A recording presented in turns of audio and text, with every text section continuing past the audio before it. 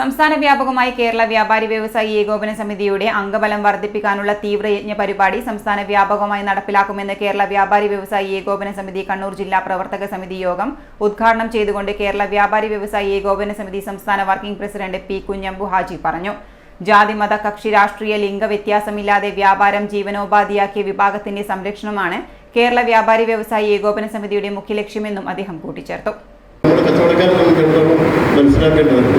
അതിലേക്ക് നമ്മൾ പോയെങ്കിൽ മാത്രമേ നമുക്കൊരു നേട്ടം ഉണ്ടാക്കാൻ സാധിക്കുള്ളൂ.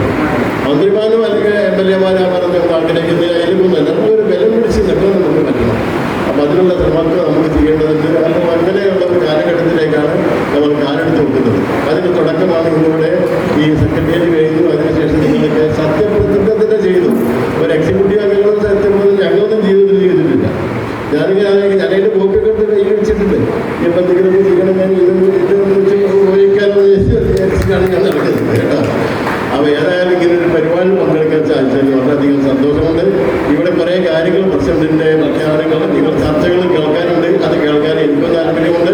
നിങ്ങൾ ചെയ്യുന്ന അത്ര ചെയ്യാൻ കഴിഞ്ഞില്ലെങ്കിലും അതിനൊരു സൈഡിൽ കൂടി എങ്കിലും പോകാൻ ശ്രമിക്കുന്നതാണ് ഈ സന്ദർഭത്തിൽ എനിക്ക് നിങ്ങളോട് പറയാനുള്ളത്. ഏകോപന സമിതിയുടെ വിലപേശൽ ശക്തിയെ ഇല്ലാതാക്കാനുള്ള ബോധപൂർവമായ പരിശ്രമങ്ങൾ കേരളത്തിലെ മുഖ്യധാര രാഷ്ട്രീയ പ്രസ്ഥാനങ്ങളുടെ നേതൃത്വത്തിൽ നടത്തുകയാണ്. അവർ വ്യാപാരികൾക്കിടയിൽ ഭിന്നിപ്പുണ്ടാക്കുന്നതിനു വേണ്ടി ശ്രമിക്കുന്നു. രാഷ്ട്രീയ പാർട്ടികളുടെ പോഷക സംഘടനകളായി പ്രവർത്തിക്കുന്ന അത്തരം സംഘടനകളെ വ്യാപാരികൾക്ക് മുന്നിൽ തുറന്നു കാണിക്കാൻ ഏകോപന സമിതി സന്നദ്ധമാകും. ജീവിതത്തിന്റെ അവസാന കാലം അനാഥമാക്കപ്പെടുന്ന വയോജനങ്ങൾ വർദ്ധിച്ചുവരുന്ന ഈ കാലത്തെ വ്യാപാരികളെ അത്തരത്തിലുള്ള അനാഥത്വത്തിലേക്ക് തള്ളിവിടാതിരിക്കാൻ ഏകോപന സമിതി പദ്ധതി ആവിഷ്കരിക്കുമെന്ന് അധ്യക്ഷ പ്രസംഗത്തിൽ ജില്ലാ പ്രസിഡന്റ് ദേവസ്യ മേച്ചേരി പറഞ്ഞു.